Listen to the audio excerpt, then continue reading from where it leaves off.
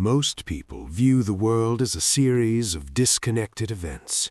They see a riot here, a famine there, a nuclear standoff on the horizon, and they treat these as isolated tragedies to be mourned. They are wrong. The world is a single complex system, a Gordian knot of human suffering and inevitable extinction. And like Alexander, I realize that you do not untie such a knot, you cut it. My name is Adrian Veidt. They called me the smartest man in the world, a title I accept not out of vanity, but as a recognition of my burden. To see the end of the world is a curse. To have the power to stop it is a responsibility that most would find unbearable. You are here because you seek to understand the nature of macro strategy, how to lead when the stakes are not merely a company or a nation, but the species itself. To save the world, one must be willing to become its villain in secret. I offer you 6 laws of the ruthless savior. These are the principles of utilitarianism applied to the ultimate scale. If you are looking for moral comfort, leave now. But if you are looking for survival, pay close attention. We are running out of time. Law number 1, the macro perspective. Think in species, not individuals. Most leaders are paralyzed by the trolley problem. They agonize over the fate of one person standing in the way of 1,000. To a true strategist, there is no agony. There is only math. You must train your mind to stop seeing faces and start seeing data.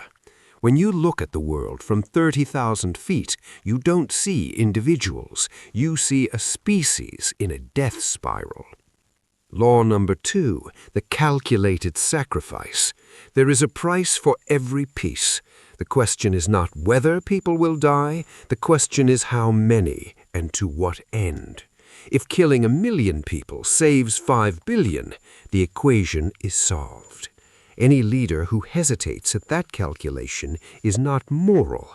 They are a coward who prefers their own clean hands to the survival of the many.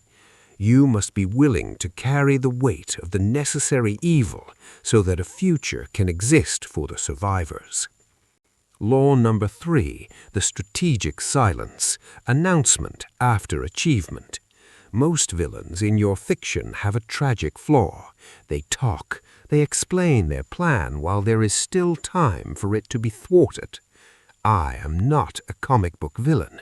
I did not explain my masterstroke to my enemies until it was already done. 35 minutes ago, to be precise. True power is not found in threats. It is found in the finished result. You must learn to work in total obscurity, building the dominoes in the dark and only turning on the lights when the last one has fallen. Law number 4, the perfection of self, the scholar-athlete. You cannot lead a species if you are not the peak of that species. I modeled my life after Ramesses II and Alexander the Great. I mastered every discipline, science, history, linguistics, and physical combat, not for the sake of the craft, but for the sake of the perspective it provides. To be an architect of reality, your mind must be a library and your body must be a temple. Discipline is the only thing that separates the visionary from the dreamer. Law number 5, the architect's patience, building for centuries. Most leaders think in terms of quarterly earnings or 4-year election cycles. That is why they fail. You must think in centuries. Every move I made, from my corporate philanthropy to my research into alien biology, was a single thread in a tapestry that took decades to weave.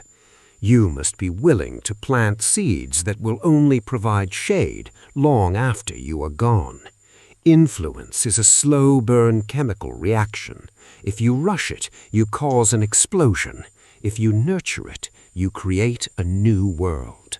Law number 6, the burden of godhood, solitary responsibility. This is the hardest law to accept.